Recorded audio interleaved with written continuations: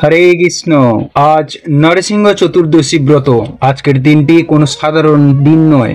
আজ 27শে বৈশাখ, 11ই মে, রবিবার। আজকের এই শুভ দিনে অনেকেই ভক্তি এবং পূর্ণ শ্রদ্ধার সহিত ব্রত করছেন, ভগবান নৃসিংহদেবের পুজো করছেন, সাথে সাথে মা লক্ষ্মীর পুজোও করছেন, যার পুজো করার মাধ্যমেই জীবনের সকল বিপদ নাশ হয় এবং সৌভাগ্যের লাভ হয় ও ব্যক্তির সকল মনোবাসনা পূরণ হয়। তাই আজকের দিনে যারা ব্রত করছেন কিংবা না করছেন, সকলেরই উচিত ভক্তি ও পূর্ণ শ্রদ্ধার সহিত এই ব্রত মাহাত্ম্য কথা শ্রবণ করা। এতে অনেকাংশেই এই নৃসিংহ চতুর্দশী ব্রতের ফল লাভ করা যায়, মা লক্ষ্মীর আশীর্বাদ লাভ করা যায়। সেই জন্যই আজকের এই পর্বে আমরা সেই প্রসঙ্গে জানার চেষ্টা করব। সকলকে স্বাগত জানাচ্ছি আমাদের প্রভুবার্তা ইউটিউব চ্যানেলে। আমরা সবসময় চেষ্টা করি সনাতন ধর্মের ধর্মীয় তথ্যগুলোকে এবং নানা দেবদেবীর বিশেষ গুরুত্বপূর্ণ তথ্যগুলো এবং 12 মাসের 13 পার্বণের সকল ব্রত কথার গুরুত্বপূর্ণ তথ্যগুলো আপনাদের সাথে উপস্থাপনা করতে, শেয়ার করতে। তাই আসুন আগামী কিছুক্ষণ সময় ধৈর্য ধরে ভক্তি ভরে আজকে এই নৃসিংহদেবের বিশেষ গুরুত্বপূর্ণ তথ্যগুলো জেনে নিই। আশা করছি সমৃদ্ধ লাভ করবেন। ভালো লেগে থাকলে অবশ্যই একটা লাইক করে ভগবান শ্রী নৃসিংহদেবের নামটি অথবা প্রভু শ্রীকৃষ্ণের নামটি, আপনার ইষ্টদেবের নামটি একবার হলেও লিখে যাবার অনুরোধ জানাচ্ছি। সবাই মিলে একবার বলুন, জয় জয় জয় নৃসিংহদেবের জয়। দেখুন, নৃসিংহ চতুর্দশীর ব্রত বছরের একটা সর্বশ্রেষ্ঠ দিন। কেন এই দিনটি শ্রেষ্ঠ? কেননা আজকের এই দিনে স্বয়ং শ্রী বিষ্ণু ভগবান তিনি তার ভক্তকে রক্ষা করার জন্য ভয়ঙ্কর মূর্তি ধারণ করেছিলেন, যে রূপ দর্শন করে শুধুমাত্র অসুররা নয়, দেবতারা পর্যন্ত ভয়ভীত হয়েছিল, কম্পিত হয়েছিল ভগবানের এমন ভয়ঙ্কর রূপ দেখে। জীবনে কেউ কখনো দর্শন করেনি এই ভয়ঙ্কর রূপ। ভগবান ওই যে বলেছেন, নমে ভক্তা প্রণশ্যতি, আমার ভক্তির কখনো বিনাশ হয় না। ভগবান সেই সত্যতা প্রমাণ করেছেন এই নৃসিংহ চতুর্দশীর দিনে নৃসিংহ রূপ ধারণ করে আবির্ভূত হয়ে। সেই জন্য বৈশাখ মাসের শুক্লপক্ষের ভগবান শ্রী নৃসিংহদেবের পূজা করা হয়। ভগবান শ্রী নৃসিংহদেব বললেন, আমার ব্রত দিন জেনেও যে ব্যক্তি পালন করে না, সূর্য চন্দ্র যতদিন থাকবে ততদিন তাকে নরক যন্ত্রণা ভোগ করতে হবে। যদিও আমার এই ভক্তরা এই ব্রত করে থাকে, তবুও প্রত্যেকেরই এই ব্রতে অধিকার রয়েছে এবং এই ব্রত প্রত্যেক ভক্তকে অবশ্যই পালন করতে হবে। ভক্ত বৎসল্য প্রহ্লাদ মহারাজ বললেন, হে ভগবান, হে নরহরি নৃসিংহদেব, হে সকল দেবগণের আরাধ্য প্রভু, আপনাকে নমস্কার জানাই। আমি আপনাকে একটা প্রশ্ন করছি। হে প্রভু, তোমার প্রতি আমার ভক্তি কিরূপ জাগ্রত হলো? আমি তোমার প্রিয় ভক্ত হয়ে উঠলাম কি করে? ভগবান নৃসিংহদেব বললেন, হে বুদ্ধিমান প্রহ্লাদ, একান্ত মনে শ্রবণ করো, আমি তা বলছি। সকলকে স্বাগত জানাচ্ছি আমাদের প্রভুবার্তা ইউটিউব চ্যানেলে। আমরা সবসময় চেষ্টা করি সত্য সনাতন ধর্মের ধর্মীয় তথ্যগুলোকে এবং নানা দেবদেবীর ব্রত কথা ও 12 মাসের 13 পার্বণের সকল গুরুত্বপূর্ণ তথ্যগুলোকে আপনাদের সাথে উপস্থাপনা করতে, শেয়ার করতে। তাই আসুন আগামী কিছুক্ষণ সময়, আমি অনুরোধ করছি, আগামী কিছুক্ষণ সময় ধৈর্য ধরে ভক্তি ও শ্রদ্ধার সহিত আজকের এই নৃসিংহদেবের চতুর্দশী ব্রতের বিশেষ বিস্তারিত গুরুত্বপূর্ণ তথ্যগুলি জেনে নিই। আশা করছি অবশ্যই আপনারা সমৃদ্ধ লাভ করবেন। ভালো লেগে থাকলে অবশ্যই একটা লাইক করে ভগবান শ্রী নৃসিংহদেবের নামটি অথবা আপনার ইষ্টদেবের নামটি একবার হলেও লিখে যাবার অনুরোধ জানাচ্ছি। ভগবান শ্রী নৃসিংহদেবের ব্রত নির্জলা পালন করতে হবে। তা কতক্ষণ করবেন এবং কি খাবেন,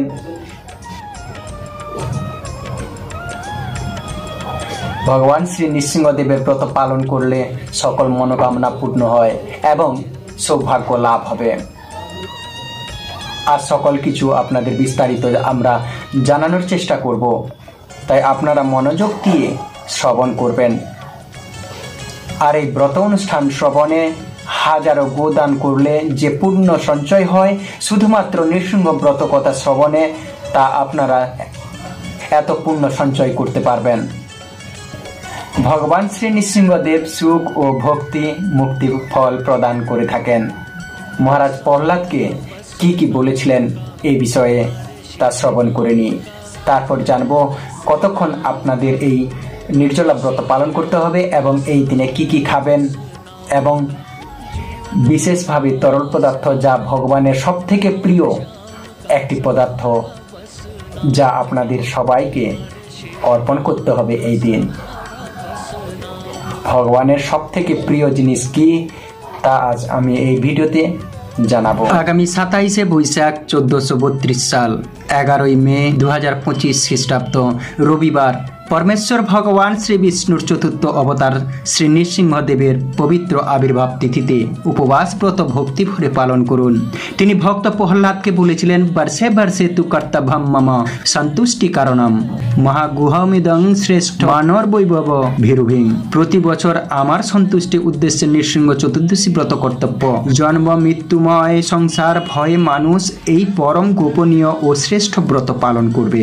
মহাদেব শিবজি, ব্রহ্মাজি, দুর্গা দেবী সহ সকল দেবদেবীগণ নিষ্ঠা ভরে নৃসিংহদেবের এই উপবাস করেন। 10 লক্ষ দুর্গাষ্টমী ব্রত করলে যে ফল লাভ হয়, একটি মাত্র নৃসিংহ চতুর্দশী ব্রত পালন করলে তাই ফল লাভ হয়। 1 সহস্র একাদশী ব্রত পালন করলে যে ফল আপনারা লাভ করেন, একটি মাত্র নৃসিংহ ব্রত পালন করলে তার থেকে অধিক ফল লাভ করতে পারবেন। যিনি ব্রতদিন জেনেও ব্রত লঙ্ঘন করে, সূর্য চন্দ্র যতদিন থাকবে ততদিন নরক যাতনা ভোগ করবে। এই ব্রত প্রভাবে অপুত্রক ভক্ত পুত্র লাভ করে, দরিদ্র ধনশালী হয়, তেজস্কামী তেজ লাভ করে, রাজ্যকামী রাজ্য পায়, আয়ুষ্কামী দীর্ঘায়ু পায়। শ্রী নৃসিংহদেব বললেন, আমার ব্রতদিন জেনেও যে ব্যক্তি লঙ্ঘন করে, সূর্য চন্দ্র যতদিন থাকবে ততদিন নরক যাতনা ভোগ করবে। যদিও আমার ভক্তরা এই ব্রত করে থাকে, তবুও প্রত্যেকের এই ব্রতে অধিকার আছে। প্রহ্লাদ বললেন, হে ভগবান, হে নৃসিংহরূপ, হে সকল দেবগণের আরাধ্য প্রভু, আপনাকে প্রণাম জানাই। আমি জিজ্ঞাসা করছি, হে প্রভু, তোমার প্রতি আমার ভক্তি কিরূপ উৎপন্ন হলো, কিরূপ আমি তোমার প্রিয় ভক্ত হলাম। শ্রী নৃসিংহদেব বললেন, হে বুদ্ধিমান, একান্ত মনে শোনো।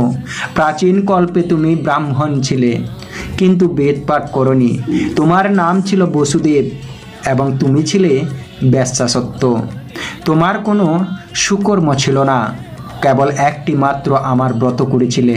সেই ব্রত প্রভাবে তোমার এই রকম আমার প্রতি ভক্তি হয়েছে। প্রহ্লাদ বললেন, হে নৃসিংহ, হে অচ্যুত, হে প্রভু, আমি কার পুত্র হয়ে কি করতাম? বেশ্যাসত্য অবস্থায় কিভাবে তোমার ব্রত করলাম, দয়া করে বলুন। নৃসিংহদেব বললেন, পুরাকালে অবন্তিপুরে এক বেদজ্ঞ ব্রাহ্মণ ছিল। তার নাম ছিল বসু শর্মা। ধর্মপরায়ণ ও বৈদিক ক্রিয়া অনুষ্ঠানে তৎপর। তার ভার্যা জগৎ প্রসিদ্ধা, সুশীলা, প্রতিব্রতা, সদাচারিণী। তাদের 5 পুত্র ছিল। 4 জন ছিল সদাচারী, বিদ্বান, পিতৃভক্ত, কিন্তু কনিষ্ঠ পুত্রটি ছিল অসদাচারী, সর্বদা বেশ্যাসত্ব, সুরাপায়ী। সেই কনিষ্ঠ পুত্রটি ছিলে তুমি। নিত্য বেশ্যাগৃহেই তুমি বসবাস করতে। এক বন মধ্যে তুমি ও সেই তোমার বান্ধবী বেড়াতে গিয়েছিলে। তোমরা মনে করেছিলে দিনটি বেশ ভালোই কাটবে, কিন্তু তোমাদের নিজেদের মধ্যে চরিত্র বিষয়ে বিশেষ রকমের কলহ বেঁধে যায়। তোমাদের মধ্যে মনোমালিন্যের কারণে মনোভাবে তোমরা আলাদাভাবে একটি স্থানে এসে বসেছিলে। সেখানে তুমি অতি পুরানো ধ্বংসাবশেষ গৃহ নির্দেশন স্বরূপ কিছু ইট পাথর দেখেছিলে। সেই নির্জন স্থানে আলাদাভাবে উপবেশন করে তোমরা 2 জন ক্রন্দন করেছিলে আপন আপন ভাবে। সারাদিন তোমরা অনাহারী ছিলে, এমনকি জল পর্যন্ত পান করনি। সারা রাতও তোমরা জাগরিত ছিলে। ক্লান্ত শরীরে, দুঃখিত অন্তরে, মনোমালিন্য ভাবে তুমি সেখানে শুয়ে পড়ে প্রার্থনা করেছিলে, হে ভগবান, হে শ্রীহরি, এই জগতের কত লোক সুন্দর। আমার মা বাবা কত সুন্দর ধর্মপ্রাণ, আমার ভাইয়েরা কত সুন্দর, তারা নিষ্ঠাবান, চরিত্রবান, কিন্তু আমি অধঃপতিত, আমি মহামন্দমতি, আমি চরিত্রহীন, পথের পাগলের চেয়েও অধঃপতিত। হে ভগবান, ভালো লোকেরা তোমার শরণাগত হয়, আমি মূর্খ, কারো শরণাগত নই, আমি নিঃসঙ্গ, আমি বড় অসহায় অবস্থায় তোমার কাছে প্রার্থনা করছি। হে ভগবান, আমাকে বিশুদ্ধ জীবন দান করো। এভাবে তুমি ক্রন্দন করেছিলে। আর তোমার বান্ধবী সেও একান্ত মনে প্রার্থনা করছিল, হে ভগবান, আমি এই সমাজের মধ্যে সবচেয়ে জঘন্য স্তরের জীব। সভ্য সমাজ থেকে আমি বিক্ষিপ্ত ও বিচ্ছিন্ন। এই জগতে অনেক নিষ্ঠাবতী সাধবী সুন্দরী নারী রয়েছে, আমি মহাপাপী, গণিকা বৃত্তি করেই জীবন নষ্ট করেছি। প্রতিদিনই কেবল পাপের বোঝা বাড়িয়েছি। নরক যাতনা কতই না এই পোড়া কপালে অপেক্ষা করছে। ভদ্র সমাজে কেউ কোনোদিনও আমাকে তাকাতেও চায় না। আমিও এই জগতের কোনো পথ খুঁজে পাই না। হে পরম করুণাময় নৃসিংহদেব ভগবান, যদি তুমি তোমার অহেতুকী কৃপাদৃষ্টি আমার প্রতি থাকে, তবে দয়া করে আমার এই জীবন পরিবর্তন করে দাও। এভাবে সে আকুল অন্তরে ক্রন্দন করতে লাগলো। ভগবান নৃসিংহদেব বললেন, হে প্রহ্লাদ, সেই স্থানটি ছিল আমার প্রাচীন মন্দির। সেই দিনটি ছিল বৈশাখ মাসের শুক্লা চতুর্দশী, আমার আবির্ভাবের দিন। তোমরা উপবাসী ছিলে, রাত্রি জাগরণ করেছিলে, জীবনের কল্যাণ প্রার্থনা করছিলে, অর্থাৎ অজ্ঞাতসারেই তোমরা আমার পরম মঙ্গলময় চতুর্দশী ব্রত পালন করেছিলে। সেই ব্রত প্রভাবে তুমি এ জন্মে আমার প্রিয় ভক্তরূপে জন্মগ্রহণ করেছ। নৃসিংহ চতুর্দশী ব্রত পালন নিয়ম। কিভাবে আপনারা এই নৃসিংহ চতুর্দশী ব্রত পালন করবেন? গোধূলি পর্যন্ত নির্জলায় উপবাস থাকতে হবে। নির্জলা থাকতে না পারলে ফল প্রসাদ পেতে পারেন। গোধূলি লগ্নে নৃসিংহদেবকে দুধ, দই, ঘি, মধু, মিশ্রির জল এবং ফলের রস দিয়ে অভিষেক করাতে পারেন। নৃসিংহদেবের চিত্রপটে অভিষেক করা যাবে। অভিষেকের পরে নৃসিংহদেবকে ফলমূল সবজি রান্না করে ভোগ দিয়ে প্রসাদ গ্রহণ করতে পারেন। একাদশীর দিন যে অনুকল্প গ্রহণ করা হয় সেটাই ব্রতের দিন গ্রহণ করা যাবে, কিন্তু ব্রতের দিন অন্ন, রুটি, লুচি, পরোটা গ্রহণ করা যাবে না। তবে অবশ্যই নৃসিংহদেবকে পনকম নিবেদন করতে পারেন। পনকম হলো শীতল জল, তাল মিছরি, লেবুর রস এবং আদা দিয়ে তৈরি একরকম পানীয়, যা নৃসিংহদেবের অত্যন্ত প্রিয়। ব্রতের দিন সম্ভব হলে নৃসিংহদেবের 108টি নাম পড়ে নৃসিংহদেবের চরণে 108টি তুলসী পাতা চন্দনে মাখিয়ে অর্পণ করতে পারেন। নৃসিংহদেবের ব্রত কথা শ্রবণ করুন, জপমালায় বেশি বেশি জপ করুন, গীতা ভাগবত পাঠ করুন। পাঠ করতে অক্ষম হলে শুদ্ধ কৃষ্ণ ভক্তের নিকট থেকে শ্রদ্ধা সহকারে বিনীতভাবে কৃষ্ণ কথা শ্রবণ করুন। বাড়িতে শ্রীমদ্ ভাগবত থাকলে শ্রীমদ্ ভাগবতের 7ম স্কন্ধের 8ম অধ্যায় নৃসিংহদেবের আবির্ভাব লীলা পাঠ করুন, অথবা শুদ্ধ ভক্তের নিকট থেকে শ্রবণ করুন। ব্রতের দিন নৃসিংহদেবের প্রণাম মন্ত্র এবং স্তব পাঠ করুন।